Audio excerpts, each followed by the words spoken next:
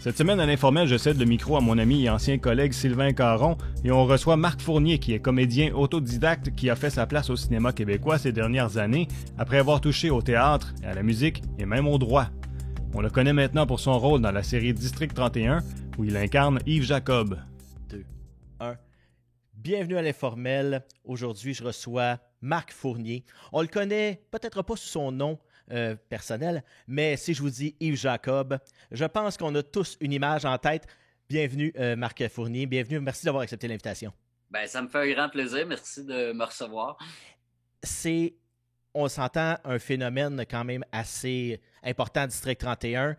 Oui. Comme moi, je suis un fan fini, je l'avoue, bien des fois, et je ne manque pas une minute de District 31. À tous les soirs, je suis au poste. On va y revenir un peu à District 31 parce que quand j'ai commencé à faire la recherche, j'ai trouvé, on recule d'à peu près 30 ans. Ouais, Oui, là, déjà. on sent où est-ce que je m'en vais. Des cégepiens qui créent Oui. un groupe de musique à Trois-Rivières Oui.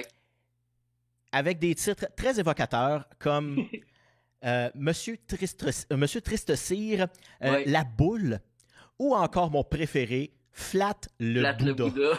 Bouddha. Et vous avez appelé ça Féroce Feta. Ma le question, cégep. est-ce qu'il y avait des substances là-dedans quand on a trouvé les fameux noms de titres de chansons? Mon Dieu. Je sais pas si on peut dire ça, mais disons que j'étais au cégep puis qu'on se tenait au café étudiant. Alors, faites vos propres conclusions. Et le mot... Et donc, en fait, c'est parti cette histoire-là. On était déjà un peu une gang d'amis qui avait du plaisir. On faisait du théâtre, on faisait toutes sortes de choses ensemble. On aimait beaucoup la musique. Puis, il s'organisait un cégep en spectacle au cégep de Trois-Rivières qui s'annonçait, ma foi, plutôt ennuyant. Parce qu'on a décidé de former un band de musique puis on voulait juste casser la baraque. On voulait juste mettre le party en place. On n'était pas des excellents musiciens, mais on avait des bonnes idées. On voulait de quoi de humoristique, mais engagé, un peu punk, mais un peu disco en même temps. Fait qu'on s'est ramassé, on a été chercher de meilleurs musiciens pour nous accompagner, dont un bassiste puis un joueur de batterie. Puis on s'est présenté au concours avec aucune attente à part le goût de mettre le party en place. Et finalement, on a gagné l'édition de Trois-Rivières. On s'est ramassé en finale régionale à Drummondville. Et puis, à partir de là, on a décidé de prendre ça au sérieux puis de se mettre à la composition. Fait que oui, les titres sont parfois un peu drôles, mais lorsqu'on lit les paroles des chansons, il y a toujours quand même une réflexion. Il y avait quand même un côté sérieux à la patente malgré le phoné des titres. Et le mot FETA, vous l'avez écrit F-E-T-A comme un acronyme. Est-ce qu'il y avait une signification spéciale à cet acronyme-là? Ça changeait à chaque entrevue qu'on faisait. Dépendamment de l'inspiration du moment, on trouvait une signification différente à l'acronyme. Fait que ça nous permettait de garder toujours les journalistes sur le bout des pieds. Vous avez quand même eu du succès pas mal. Ouais. Est-ce que c'est gagné l'Empire des Futurs Stars? Ben oui, en fait, on a fait le cégep en spectacle. Après ça, on s'est retrouvés à faire des spectacles en première partie de Jean Leloup, en première partie de Séville. On s'est inscrit à Cégep Rock, on l'a gagné, puis finalement, on s'est fait disqualifier parce qu'apparemment qu'il y avait quelque chose d'un règlement que l'organisateur avait pas vu. Oh God. Je me rappelle plus de son nom.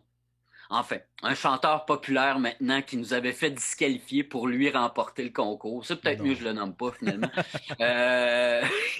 Ensuite de ça, on a joué dans un bar à Montréal, le Quai des Brumes, les Faux-Faunes électriques, etc. On a eu des numéros 1 à CISM, CIBL, qui sont des radios communautaires à Montréal. Puis on s'est ramassé à l'Empire des Futurs Stars. La première année, on avait fini 4e. Et puis, on a réattendu un an. Et on s'est réinscrit et là, on l'a gagné. Fait que on s'était ramassé avec un contrat de disque, avec une maison de disques qui était pas sérieuse avec nous autres. On a essayé de négocier, de faire nos petits coques un petit peu, puis finalement, on a perdu au change. Le disque est jamais sorti. Puis avec les années, le projet s'est un peu essoufflé. Puis bon, moi, je suis devenu comédien, blablabla. Puis on a tous pris des chemins différents. Oui, de passer... OK, on avait eu du théâtre un peu ici et là, mais là, de passer, de dire on va mettre l'emphase sur la carrière de comédien, c'est quand même un pari qui est risqué. Là. C'est un pari qui était risqué, mais je veux dire, j'ai pris des paris risqués souvent dans ma vie parce que quand Féroce Feta roulait beaucoup, moi, j'étais également étudiant en droit. J'étais en train de faire mon bac pour devenir avocat et j'avais commencé le barreau. Et l'Empire des Futures Stars, la finale était la veille de mon examen final en droit fiscal. Et là, quand on a gagné, ben j'ai fait fuck le droit, je m'en vais faire du rock. fait que j'avais déjà pris un pari, mais qui a quand même donné 6 belles années de musique avec le band, là. Par la suite, travailler dans des restaurants, toutes sortes de choses comme ça. Puis en fait, le gros déclic, c'est qu'à 27 ans, il y a un de mes amis à Trois-Rivières qui m'a rappelé pour faire une pièce de théâtre. Il voulait que j'incarne le personnage principal. Il avait besoin d'un bum, de quelqu'un qui avait l'air justement d'un gars qui jouait dans un band rock, puis tout ça. Fait que j'ai décidé de faire un retour sur les planches, puis c'est là que ça m'a vraiment frappé. Ça a vraiment fait comme, OK, c'est ça que je veux faire. C'est ça mon X. Fait que pendant 3 ans, j'ai essayé de préparer le terrain. Puis c'est ça, 30 ans, naissance de ma fille, j'ai demandé à ma blonde, chérie, j'ai un rêve, je veux devenir comédien. Tu me laisses une couple d'années pour le faire. Puis elle a été une partner incroyable là-dedans parce que tout le temps que j'ai travaillé à essayer de faire ma place dans le milieu, c'est elle qui baquait pour la famille. Puis on se retrouve une couple de vingtaine d'années plus tard, puis on est où ce qu'on est. C'est là que on se rappelle un peu, moi-même, quand j'ai vu ça, quand j'ai lu ça, on se rappelle la fois, moi je me souviendrai toujours la face que ma conjointe m'a fait quand j'ai dit chérie, on pacte tout puis on s'en va à Natashquan, je veux faire de la radio. J'imagine que c'est à peu près la même face que est-ce qu'il me niaise? Je ne l'ai pas pris en photo, mais il y avait quand même des yeux ronds un peu. Mais en même temps, elle savait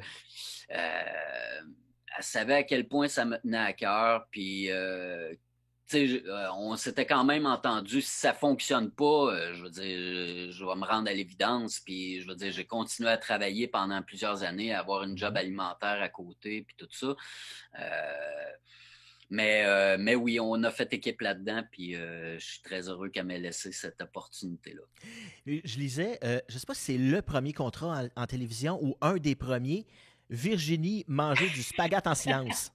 Oui, mais c'est arrivé en effet, mais j'ai pris cet exemple-là une couple de fois parce que ça illustre bien comment c'est de commencer dans le métier. Je faisais des ateliers, je me suis dit, OK, la plupart des gens qui sont comédiens, sont passés par les écoles de théâtre, qu'est-ce qu'ils ont appris? La diction, la danse, le jeu, etc., etc. Puis moi, je me suis formé par des ateliers, des cours privés, des recherches personnelles. Puis, où je voulais en venir? J'ai perdu c'est ça, les ateliers. Oui. On voit souvent des gens... Ah oui, puis Virginie. C'est ça. Fait, c'est souvent comme ça qu'on commence. C'est des jobs de figuration, de rôle muet. Puis en effet, t'es dans le fond là-bas, tu manges du spaghette en silence, tu fais semblant de parler, mais tu parles pas. C'est les premiers contrats. Puis là, tes parents sont contents. Ils disent « Hey, on t'a vu à la TV hier! » Tu sais, mais... Fait que c'est souvent comme ça que ça commence. Mais j'aurais pu prendre l'Auberge du Chien Noir. Il y en a eu plein d'autres. Mon premier rôle, je pense, c'était d'un bougon. Je faisais un dealer de drogue là-dedans pendant une couple de secondes, puis j'étais bien content d'avoir un vrai contrat dans un vrai show. Parce que c'est justement, on prend ce qui passe, mais quand on mange notre spaghette en silence, qu'on fait semblant de parler, qu'est-ce qui nous passe dans la tête? Est-ce qu'on dit « All right, la carrière est décollée, sky's the limit ». Bon, la première affaire que tu dis, c'est « All right, je viens de faire un crédit pour finalement avoir ma place dans l'Union des artistes. » Mais, sérieusement, j'observais j'observais beaucoup. Ce genre de contrat-là, oui, ça t'aide à gagner ta vie, ça te fait avoir tes crédits pour rentrer dans l'Union des artistes, etc. Mais c'est aussi d'apprendre à comment ça se passe sur un plateau, de voir les autres comédiens aller, de voir la préparation avant le action, 3, 2, 1, action. J'en profitais bien gros pour vraiment observer comment le monde travaillait, dans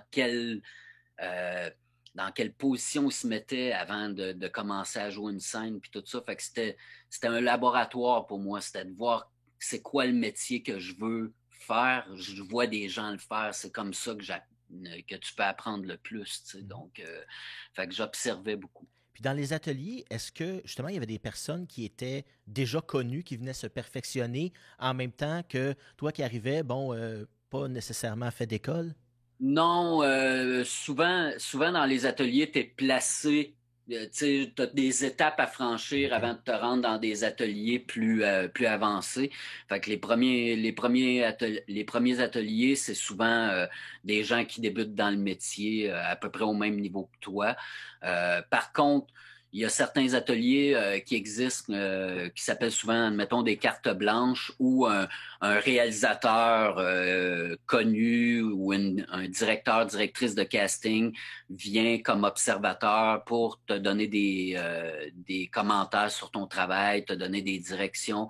Fait que ça, c'est vraiment c'est vraiment là-dedans que j'ai réussi à percer finalement, à rencontrer des gens, puis de faire comme un gars de 30 ans que je connais pas, t'es qui toi, tu viens d'où, t'as-tu déjà travaillé dans le métier? Fait que c'est souvent dans ces moments-là que j'ai réussi à piquer la curiosité parce que la plupart des directeurs de casting connaissent les comédiens depuis la jeune vingtaine quand ils sortent des écoles. Alors, ce gars-là, relativement mature, que j'ai jamais vu d'où il sort puis qu'est-ce qu'il fait de bon, tu sais. Fait que ça m'a aidé, ça, ce genre de rencontre-là, à décrocher des contrats. Souvent, après un atelier, le directeur de casting appelait mon agent puis faisait comme hey, j'aurais un petit rôle à donner à Marc, on l'essayerait, puis tout ça. Fait que c'est comme ça que j'ai eu mes premiers contrats. Et puis là, de fil en aiguille, je lisais ce que tu as fait sur l'affiche de l'Union des artistes. Il y en a beaucoup. Des rôles ici et là, des premiers rôles, Ouais. beaucoup de premiers rôles. Ça a roulé, ça a roulé, ça a roulé. Puis à un moment donné, arrive Yves Jacob. Ouais. Il faut en parler. Ça, c'est un de mes personnages que je détestais foncièrement, mais que j'ai appris à découvrir. Et puis, je lisais à un moment donné dans une des entrevues que tu as données, tu disais que les bons gars, ben, tu sais, c'est tel que tel, mais un méchant, c'est le fun à faire. On peut en rajouter une couche, parce qu'un bon gars, ça reste un bon gars. Mais un méchant... Oui, mais la plupart des personnages ont quand même des parts d'ombre et de lumière, je te dirais. Là. Donc, un bon gars, c'est rarement juste un bon gars. Admettons, on va prendre dans District 31 l'exemple de Patrick Bissonnette. Je veux dire, c'est le héros, c'est le bon Jack, mais il n'est pas propre tout le temps non plus. Donc, ça rend les personnages humains d'avoir des défauts.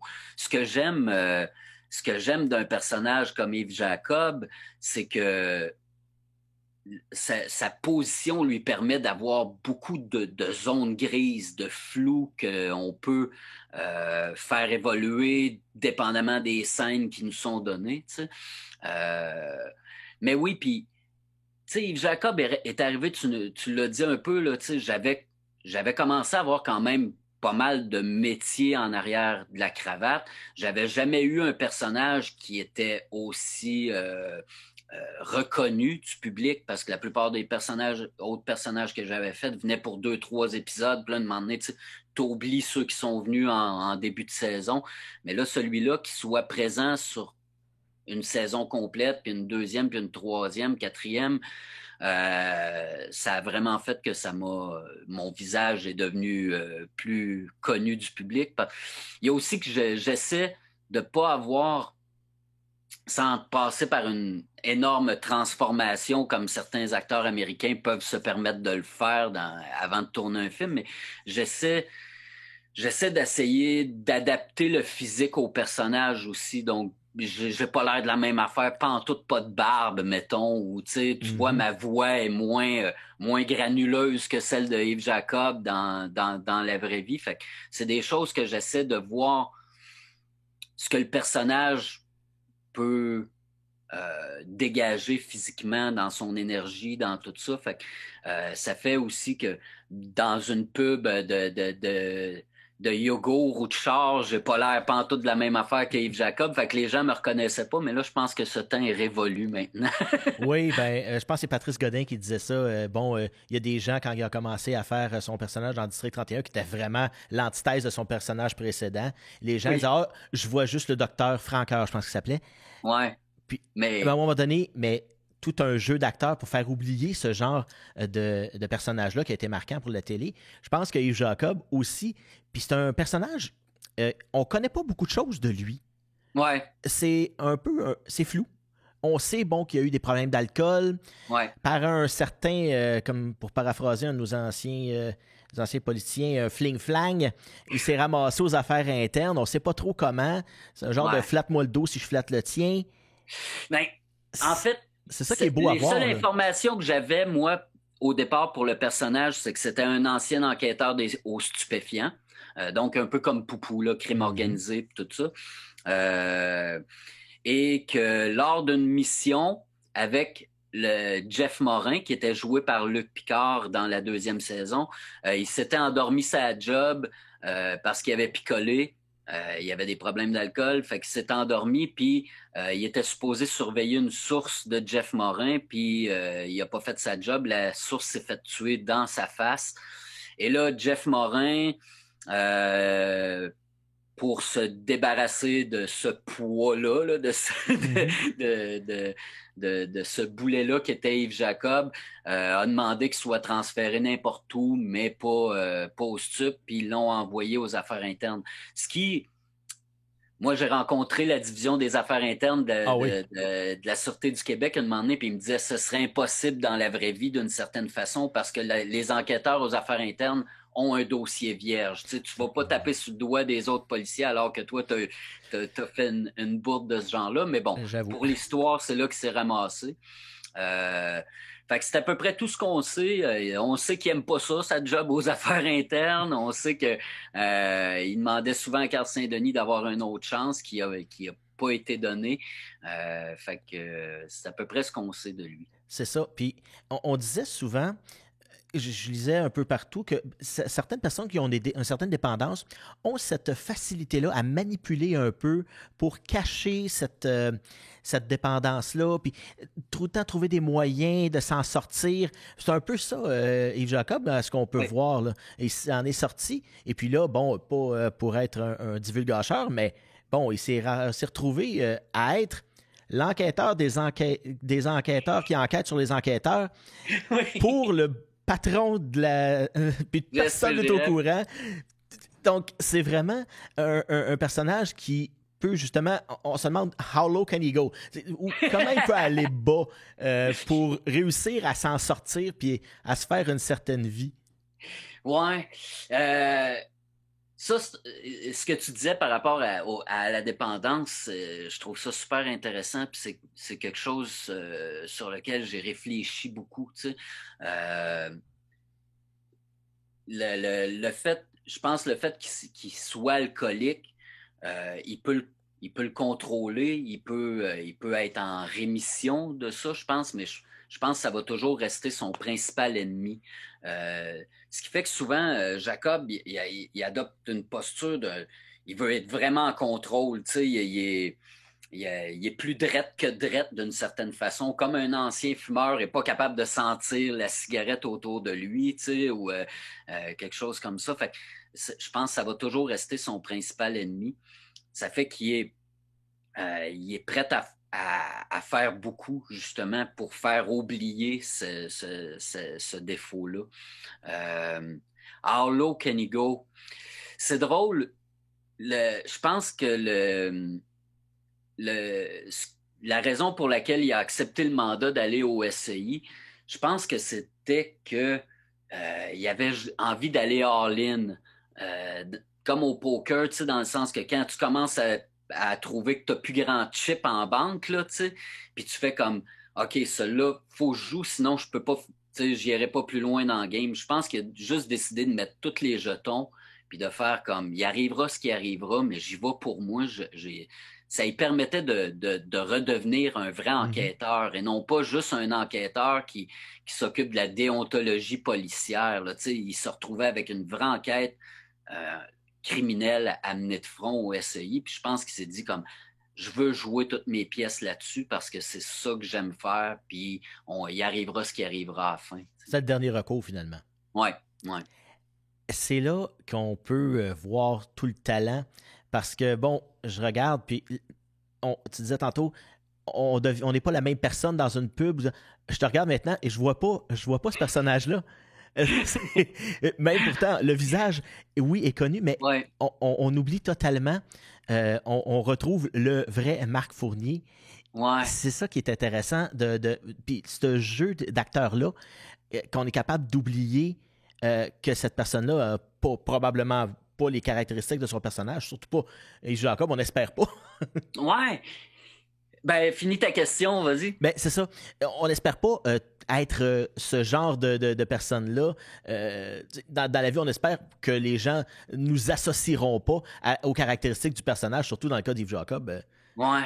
Ben, c'est drôle parce qu'en même temps, et ça, admettons, tout grand coach de jeu, d'acteur va te le dire, il faut qu'un personnage parte de toi si tu veux qu'il soit crédible et intéressant.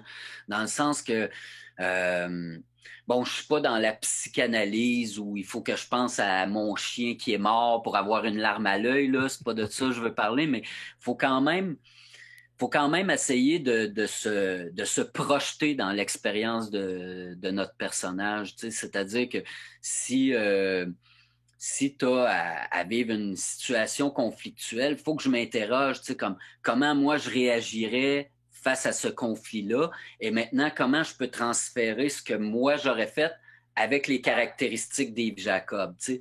Ça veut dire, je l'ai pris à quelques reprises, mais j'aime bien l'image. Un personnage, c'est comme une console de mixage. Tu sais, admettons, en studio ou lorsqu'on enregistre de la musique ou peu importe, on a une console de mixage avec, bon, mettons, une dizaine de pistes. Et là, tu as la batterie sur un, la basse sur l'autre, la guitare, le piano, la voix. Puis ça, ben, c'est toutes des caractéristiques que Marc Fournier a déjà. Tu sais, j'ai déjà tous ces instruments-là. Sauf que dans la vraie vie, peut-être que le drum, je le mets à deux, tu sais, parce que je veux que ça soit de la musique tranquille, je veux pas que ça soit boum boum. Fait que Marc Fournier, dans la vie de tous les jours, le drum est à deux, la bass est à quatre et tout ça. Et là, quand j'arrive pour jouer Yves Jacob, je vais quand même partir des mêmes instruments, mais si j'ai une engueulade avec Poupou ou avec Daniel, ben ça se peut que le bass drum, je le mette à 12 à ce moment-là, mais ça reste mon bass drum à moi quand même, tu sais. Fait que je pense que c'est important quand tu joues de partir de choses qui sont vraies, mais ensuite de ça, ils se modulent parce que les mots que tu dis, c'est pas toi qui les as choisis, c'est l'auteur. T'es pas habillé comme dans ta vie de tous les jours, c'est les costumiers qui t'ont fourni les vêtements.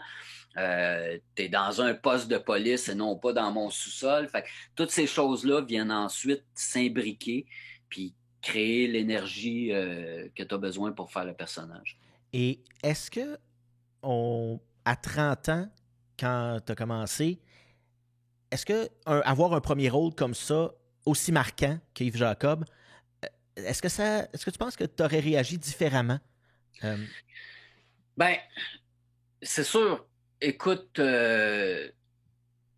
j'aurais aimé ça avoir un personnage marquant à 27 ans, j'aurais aimé ça à 32 ans, j'en ai eu, tu sais, qui ont marqué à une échelle différente, tu sais. Mais j'ai gagné des prix aux États-Unis pour des séries web que j'ai faites. Je faisais partie des premières séries web qui ont été diffusées sur tout.tv. Ça s'appelait Temps mort. Ils ont même inventé la catégorie série web aux Gémeaux l'année que nous autres, on a sorti ça. Donc, tu sais, ça s'est bâti tranquillement. Tu sais, j'ai comme pu comprendre comment fallait réagir à ça en montant les escaliers tranquillement. Je suis quand même content aujourd'hui d'avoir ce personnage-là avec la maturité puis la vie un peu plus stable que j'ai, dans le sens que oui, Yves Jacob est un personnage qui marque dans le moment. Je sais que ces choses-là peuvent être éphémères. Je sais également que les gens, c'est le personnage qui aime. Marc Fournier, lui, quand il rentre à la maison, il y a encore de la vaisselle à faire, il y a encore, la vie change pas tant que ça. Mais je suis content quand même d'avoir mes enfants, ma femme à la maison, mon cercle d'amis qui sont solides, de savoir qui je suis moi-même pour aborder ça. Je suppose qu'à 22 ans, si tu te retrouves avec un succès instantané, ça doit être quand même difficile à gérer puis à savoir quitter à travers tout ça. Oui, et est-ce qu'on te reconnaît dans la rue maintenant? Est-ce qu'on t'appelle Yves? On m'appelle Hey, toi, chose, là. La plupart du temps, c'est à peu près ça. Ben là, avec le masque, avec la COVID et tout ça, on rencontre un peu moins de monde qu'à l'habitude, mais définitivement, l'anonymat a un petit peu pris le bord surtout depuis les fêtes, je dirais, oui, parce que transfert au SCI. Toute une mise en scène pratiquement. Moi, je pensais littéralement que, bon, il prenait sa retraite, il n'avait pas réussi. Et ben, c'est ça, quand on reçoit le texte, on voit une page, bon, il dit à tout le monde, adieu à tout le monde. OK, je prends ma retraite. Parce qu'on ne le sait jamais avec Luc Dionne. Non. Il peut dire, bon, j'ai plus rien pour ce personnage-là, je vois plus d'issue pour ce personnage-là, il est arrivé à un mur, bang, fini, merci, puis on s'en va. Oui, ça peut arriver. Puis ça peut arriver d'un fois que tu disparaisses pour un petit bout de temps, puis tu reviens plus tard. C'est la magie de cette série-là, parce que justement, le fait qu'il se soit écrit 3-4 semaines à l'avance, ça lui permet vraiment de pouvoir orienter ses histoires comme il sent chaque semaine. Hey, on arrive déjà à la fin de notre section pour Ma TV Outaouais. Alors, j'aimerais remercier tout le monde qui nous a écoutés aujourd'hui sur Ma TV Outaouais ou sur TVC Basse-Lièvre. N'oubliez pas, on est disponible aussi sur le YouTube, ensuite SoundCloud, Apple Music et Spotify. Et donc, on continue avec Marc Fournier. On jase pour le web. Bonjour, web. Le type de plateau, bon, tu as connu l'avant et le pendant COVID. Qu'est-ce qui change sur le plateau quand on arrive le matin? Premièrement, il y a tout le rituel de l'équipement de protection personnelle qui rentre en ligne de compte qui n'était pas là. Donc, on arrive avec un masque, on se lave les mains, on change le masque, on s'en va dans notre petit cubicule puis on attend de se faire appeler là. Je dirais que probablement le gros défi, ça a été de remettre cette machine-là en marche avec les directives qui avaient été données par la santé publique. Ça a probablement été un casse-tête incroyable pour l'équipe de production, pour l'équipe technique aussi de s'adapter, parce que bon, il y a plein de détails comme avant, pour manier une caméra, admettons, il y a le gars qui tient la caméra, mais il y a le gars qui fait le focus aussi qui est à côté, les soundmen, il y a toute une équipe qui, habituellement, sur un plateau, on est une trentaine là, qui sont à une certaine proximité, là, qui ont tout un job à faire, puis tout ça. Là, il fallait tout réduire ça. Donc, celui qui fait le focus, il est caché dans une salle, puis il est rendu avec une affaire à un remote control. Là, il le fait à distance. Fait que tout ça, aussi de trouver des façons que les comédiens n'ont pas l'air à 2-3 mètres un de l'autre, avec des jeux de lentilles, les plexiglas, tout ça, moi, je pense que le défi était plus pour ces gens-là, puis j'y trouve. C'est des magiciens, là. Ils ont réussi à tout mettre ça en branle de façon magnifique et rapidement. Pour nous, comédiens, ça ne change pas grand-chose, pour vrai, je te dirais, à part justement toute la gestion de l'équipement, de garder le 2 mètres, de retenir d'un fois la spontanéité, d'aller parler dans le nez du gars à 2 pouces, là, quand tu lui dirais, toi, mon Moses, là, que là, on peut pas se permettre ces choses-là, on peut pas se donner de claques dans le dos, de poignées de main, fait qu'il faut garder ça tout le temps conscient. Mais pour vrai, un coup que la caméra roule, on dirait qu'on retombe dans nos repères, puis on réussit quand même à rendre les scènes comme si ça n'existait pas, je dirais. Mais oui, c'est bien de la gestion. Il y a quelque chose, juste des fois dans le volume de voix que tu vas utiliser si tu es proche de quelqu'un versus si tu es à 2 mètres. Mais là, tu sais qu'elle est rendue à l'écran, tu vas avoir l'air proche. Fait qu'il faut que tu prennes ça en considération aussi. Ça veut dire, la personne, en réalité, peut être l'autre bord de la table, mais moi, je vais y parler comme s'il est à côté. Fait que, il y a des choses à ajuster. Il y a aussi le fait que dans les répétitions, on a nos masques. Fait qu'on ne voit pas la face de la personne pendant qu'on répète. On ne sait pas s'il est en train de nous sourire ou pas. Fait que, mais on s'adapte. On échange beaucoup. On se parle pour savoir comment les autres voient la scène puis tout ça, puis on réussit à faire notre chemin là-dedans. Parce que c'est un plateau, il faut le dire, qui est exigeant. C'est des longues heures. Vous avez 4 émissions à faire, 2 heures par semaine. Il faut que ça soit bon, il faut que ça soit punché, il faut que ça soit dans les temps.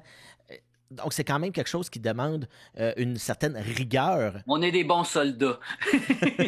Puis, je pense que c'est Guy Roy qui disait que Sébastien Delorme, notre fameux poupou national, est un bout en train sur le plateau. Il essaie souvent d'envoyer une petite craque, une petite joke pour faire un peu détendre l'atmosphère. Ouais. Mais on ne sait jamais trop quand est-ce qu'il va la faire.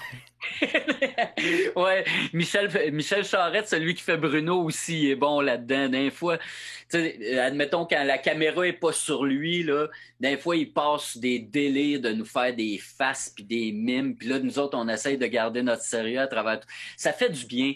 Je veux dire, c'est rarement des histoires ben comiques là dans District 31. Non, c'est sûr.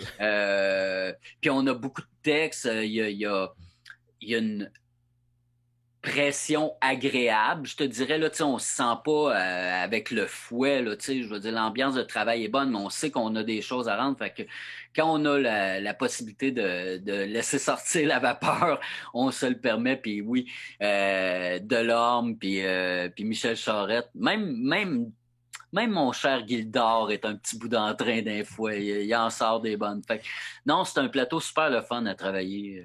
Oui. Et tu sais, surtout que ça fait 5 ans, là, il y a quand même des liens qui se sont tissés. Comme quand Stéphane Demers, Louis Bourgoin, divulgacheur, il est arrivé. Tu sais, ça faisait de quoi de le voir partir, tu sais, ça faisait... Enfin, fait que, oui, il y a des liens qui se tissent. Puis, il disait aussi que souvent, les petites jokes, les petites craques ici et là, ben il y en avait qui passaient en ondes pareil. Puis souvent, il disait, je me regarde pas, mais surtout quand j'en ai sorti une, je me regarde pour voir si elle a passé au montage. Ils l'ont regardé. Oui, ça arrive. Ben, des fois, il y a des beaux petits moments magiques. C'est niaiseux, mais je regardais, j'ai eu une scène en début de saison où je le confrontais en lui demandait, t'es-tu encore sur le payroll des SS? T'sais? Puis dans le texte, il y avait Daniel Chiasson me répondait là, avec un bon gros paragraphe, c'est pas de tes affaires puis tout ça.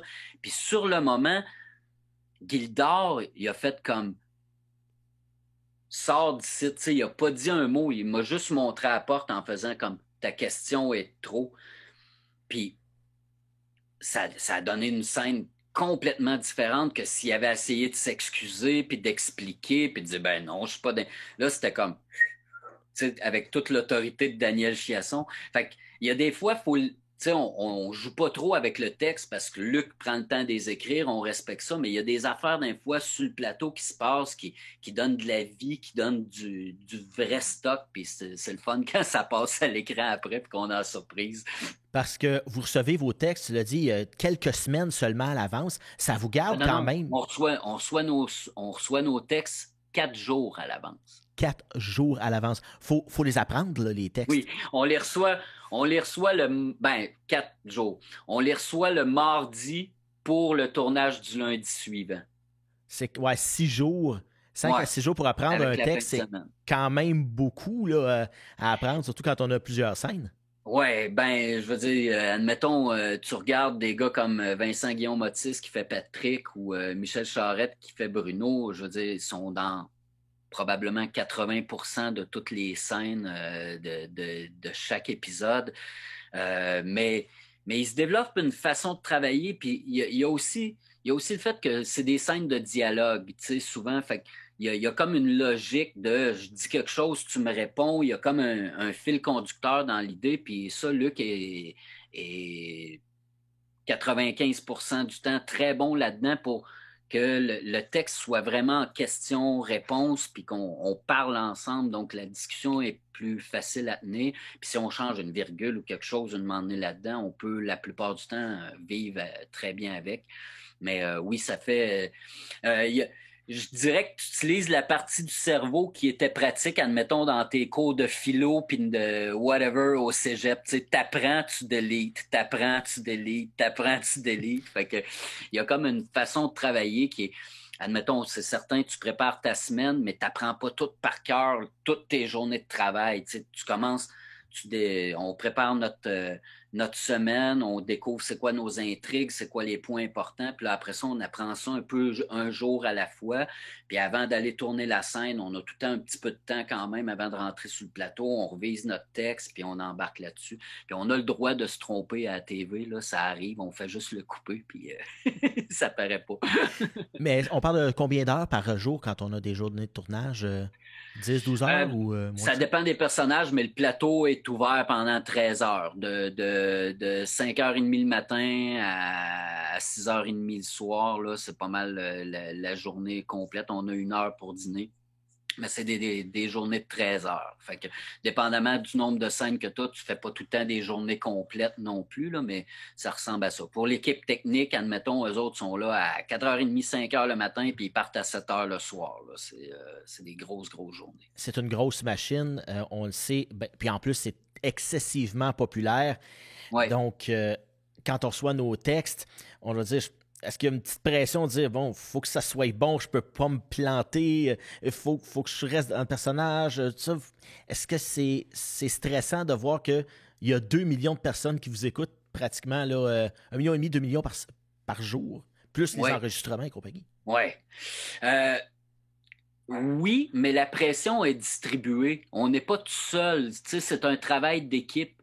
Fait que moi, ma job, c'est évidemment d'apprendre le texte, de comprendre la scène, de savoir ce qui se passe. Mais il y a quelqu'un d'autre que sa job, c'est de bien m'éclairer pour me voir en train de jouer. En un autre, c'est de bien m'enregistrer. Fait que c'est vraiment un travail d'équipe, comme tu sais, je veux dire, une équipe de hockey, une équipe de football, s'il y a un gars sur la glace qui patine pas ou qui fait pas sa job, ben ça déteint sur toute l'équipe. Fait que oui, il y a une pression. Je te dirais que c'est plus une pression de. C'est même pas une pression. J'aime ça. Tu sais. J'aime ce que je fais. Tu sais. Donc, je travaille pour pouvoir continuer à le faire, puis qu'on fasse pas comme ben Marc il fait pas le job, on va le tasser. Tu sais. Fait que c'est plus ça, c'est plus j'aime faire mon travail, j'aime qu'il soit bien fait. J'ai un petit côté perfectionniste. Des fois, je travaille le double qu'il faudrait peut-être. Tu sais, comment je vais dire ce oui-là? Tu sais, mais rendu sur le plateau, ça sort comme je réponds à la personne qui me parle. Fait que, il y a une pression de faire un bon show, mais il y a une pression, il y a surtout un plaisir de bien le faire pour être fier de ce que tu as fait. Tu sais. Fait que euh, je pense pas. Je pense pas aux téléspectateurs pendant que je travaille. Tu sais, j'y pense dans la vie de tous les jours un peu. Je suis content d'être sur un show qui fonctionne bien. Je veux faire partie de ceux qui le rendent meilleur et non pas de ceux qui peuvent faire baisser la qualité. Mais un coup qu'on joue, on joue. Tu sais, il n'existe plus rien d'autre. La caméra n'est pas là, le téléspectateur n'est pas là. Il y a Yves Jacob qui veut trouver une information puis qui va faire tout ce qu'il faut pour l'avoir. C'est, comme on le disait tantôt, un personnage multicouche. Il n'y a plus rien qui peut nous surprendre avec lui.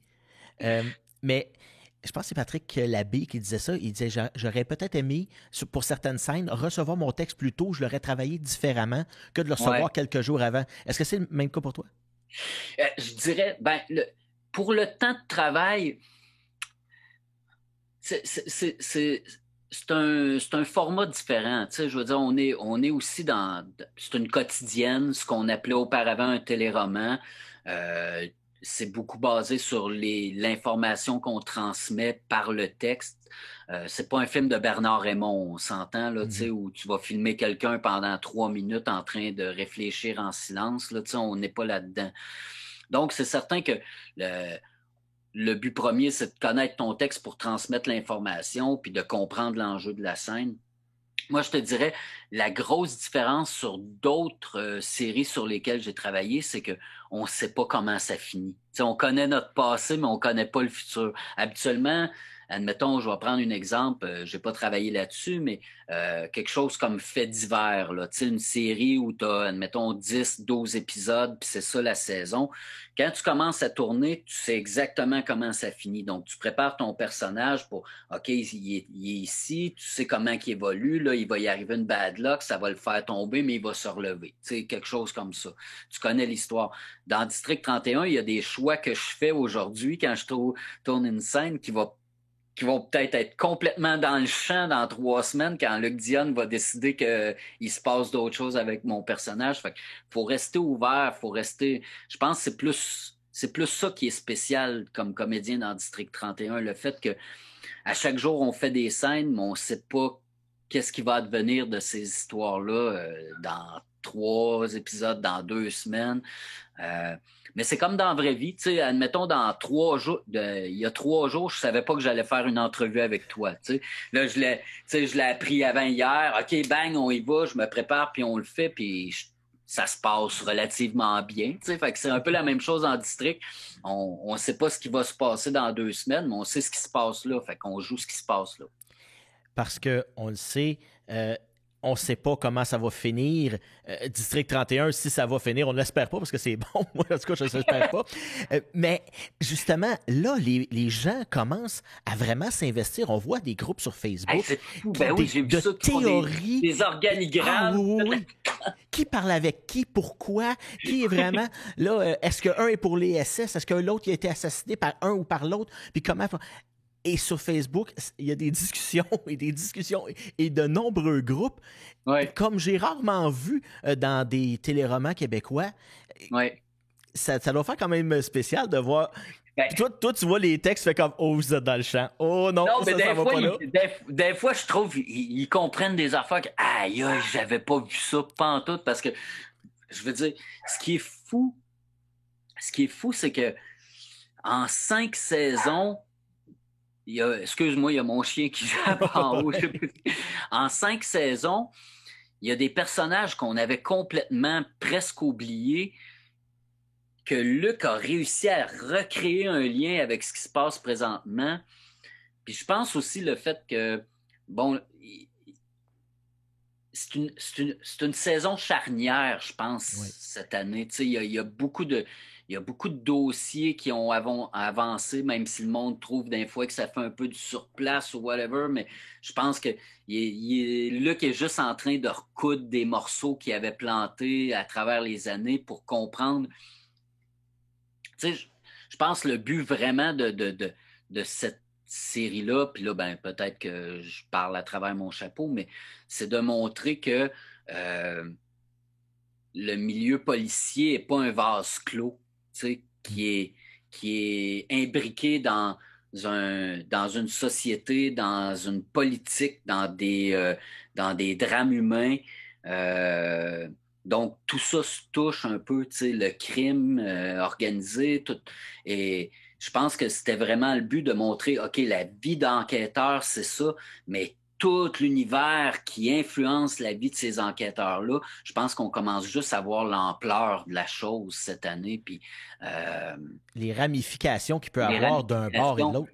Puis, je pense que en même temps, à certains moments, ça pouvait devenir mêlant parce que là, il y a beaucoup de monde d'impliqués qu'on voyait pas les liens avant. Fait que je trouve ça hallucinant, les fans qui aient embarqué puis que, je veux dire, on est comme dans une série culte, là, quasiment, là, où, tu sais, le monde cherche les Easter eggs puis ah oui, ça, il a fait référence au premier Spider-Man de telle affaire, là, tu sais. Je pense qu'on est quasiment dans un univers qui ressemble à ça puis c'est trippant de voir le monde s'impliquer comme ça. Parce que on le sait, quand on écoute des émissions d'enquête, de vraies enquêtes qui se sont passées, souvent ça peut durer longtemps, des années, puis on finit par finir par faire un petit lien ici et là, il y a des événements qui se passent. Ouais. C'est réellement ça. Parce qu'on dit, souvent, il y a des gens qui disent, les intrigues sont trop longues. Mais c'est ça qui arrive dans la vie, justement, à prouver quelque chose. Ouais. Tu le sais, mais il faut que tu réussisses à le prouver d'une manière tangible pour que ça passe devant un jury. Ben, ça peut être long. Puis des fois, tu dis, OK, on va y aller de manière stratégique aussi. Ben oui, tu sais, c'est ça. Peut-être qu'on n'a pas avantage à sortir ça tout de suite parce que ça va nous amener à d'autres choses. Puis ça, je veux dire, ça arrive des enquêtes, nous demander, OK, on est arrivé au bout, on n'a pas ce qu'il faut. Puis 2 ans plus tard, un nouvel élément, quelqu'un qui s'est ouvert la trappe, quelqu'un qui a fait une gaffe quelque part, puis ça relance l'enquête parce que tu as un nouvel élément de preuve qui vient d'ouvrir une autre porte complètement. C'est une job. Je pense que je pourrais pas la faire pour vrai, ce job-là. Ça doit être une pression énorme et je veux dire, tu dois pas pouvoir rentrer à la maison la tête tranquille tout le temps. Ça se peut pas. Il y a beaucoup ça va prendre une force de caractère incroyable. Beaucoup d'enquêteurs qui disent souvent ça me hantait jusque chez nous. Oui. Ben oui, tu peux pas. Tu sais, je veux dire, tu sais, admettons qu'il y a du trafic d'enfants, là, tu sais. Tu peux pas comme rentrer à la maison et dire, bah, on va s'écouter un petit vidéo de chat sur YouTube, tu sais, ou je sais pas quoi, tu sais. Ça doit rester, tu sais que. Puis, tu sais, c'est pour ça que, bon, tu sais, les gens disent souvent, c'est exigeant le métier de comédien, tout ça. Oui, mais je veux dire, il y a des jobs, tu sais, enseignants, enseignantes, le monde qui travaille en santé, tout ça, c'est des jobs où tu travailles avec, tu sais, nos enseignants qui essayent de rendre des enfants des citoyens à part entière, le monde qui travaille en santé, qui ont la vie de gens entre les mains, les policiers qui je veux dire, un policier, quand ça va quelque part, là, c'est jamais parce que ça va bien. Là, je veux dire, c'est pas pour s'ouvrir une bouteille de vin. Là, c'est parce qu'il y a de quoi qui va mal, puis il s'en va sacrer direct là-dedans. C'est sa job de le faire. Fait que je veux dire, ça doit être difficile à porter au jour le jour. Puis le regard, j'avais déjà fait une formation qui était préparation à un rôle de policier. Donc, on nous apprenait, admettons, à faire le menottage, maniement d'armes, techniques d'interrogatoire, puis tout ça. Puis une des expériences que le professeur nous faisait faire, c'était de s'habiller. Bon, on ne pouvait pas s'habiller en policier parce que tu n'as pas le droit de faire ça dans la vie, mais il nous faisait habiller en garde de sécurité. Puis il nous disait, allez vous commander un café au Tim Hortons au coin de la rue. Puis juste l'uniforme, le fait que tu aies une ceinture avec un badge, puis tout ça, le regard que le monde a sur toi, c'est tout le temps un regard comme qu'est-ce qu'il veut, il va-tu me faire chier, il va chercher. Tout le monde se sent un peu menacé par l'uniforme d'un policier. Puis de vivre ça au jour le jour, il disait, imagine-toi le gars, à tous les jours, il enfile cet uniforme-là, il se présente à des endroits où il est conflit, il s'en va pointer, dire à du monde, t'as pas fait ta lumière, t'as pas fait ci, t'es jamais dans bonjour, comment ça va, on est content de se voir. Ça doit être un poids énorme à porter tout le temps. J'ai beaucoup de respect pour eux. Puis souvent, ils s'en vont dans des situations où ils savent pas à quoi s'attendre. Du tout. On écoute des émissions de police, de policiers. Il y en a un notamment à Télé-Québec présentement qui joue. Et puis, on le voit, les policiers disent, quand je reçois l'appel, je reçois un petit texte sur mon écran, mais j'arrive, ça peut dire tentative de meurtre, puis finalement, les gars sont un peu chamaillés. Ou tu peux arriver et dire... Ou l'inverse, juste chamaillage, puis là, les guns sont sortis, puis toute la patente. Là, c'est vraiment un travail qui peut être exigeant. Puis justement, on le voit aussi dans District 31. C'est ça qui est beau aussi. Des fois, on s'en va à la maison, dans leur quotidien, voir comment des enquêteurs peuvent justement se tracasser, en parler, justement sasser des idées. Je trouve surtout quand il arrive des points où on dit on frappe un mur. Ouais. On arrive là, puis La frustration de savoir que le méchant continue à aller prendre son verre de vin le soir, puis toi, tu peux rien faire pour l'arrêter. Très belle histoire aussi, celle de Nestlé, le patrouilleur qui... c'est drôle parce que j'en avais parlé de tout ça avec Luc Dionne un peu, tu sais, de l'importance de montrer justement ce côté-là, tu sais, parce que les syndromes post-traumatiques, il y en a à tout bout de champ chez les policiers, puis on leur demande d'être forts, puis d'être des hommes, puis de continuer, puis tu sais, tu peux pas montrer de faiblesse. Je suis super content qu'il l'ait abordé dans ces épisodes-là, puis le comédien qui fait Nestlé fait une super bonne job, d'ailleurs. Oui, c'est ça qui est beau à voir. C'est des l'humanité. Oui, l'humanité derrière la fonction. Il y en a des pommes pourrites, c'est sûr, puis c'est plate.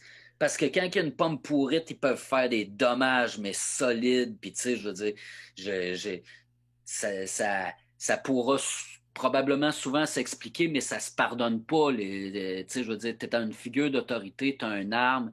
Un policier me disait ça. Le problème quand tu es policier, c'est que partout où tu vas, il y a une arme à feu. Tu sais, la tienne est là. Elle peut se revirer contre toi, elle peut se revirer contre quelqu'un d'autre. C'est une responsabilité incroyable d'avoir ça. Fait que je pense qu'il faut être à la hauteur de cette responsabilité-là, mais je veux dire, je suis certain que la grande majorité des gens qui vont dans ce métier-là, c'est parce qu'ils ont une vocation puis qu'ils veulent essayer de faire une bonne job. Tu sais, Même les Yves Jacob, on commence à le voir. Il commence à ressortir un peu de bon, là, des Jacob. On se rend compte qu'il y en a toujours eu du bon. Il ne laissait pas juste émaner comme ça. Ben, en tout cas, merci beaucoup, Marc Fournier, d'avoir accepté l'invitation. Encore une fois, pour moi, c'est un cadeau, cadeau en double. Arrête, voyons donc, c'est le fun. C'est super le fun. En tout cas, on souhaite encore de découvrir Yves Jacob encore plus. Je souhaite moi aussi parce que ça va me donner plus d'épisodes. Ben oui, puis on voit, tu es vraiment passionné. Alors, merci beaucoup. Merci à tout le monde d'avoir été là. Bye. Merci tout le monde d'avoir été à l'écoute et je vous invite à nous suivre sur nos différentes plateformes web pour regarder ou écouter toutes nos émissions.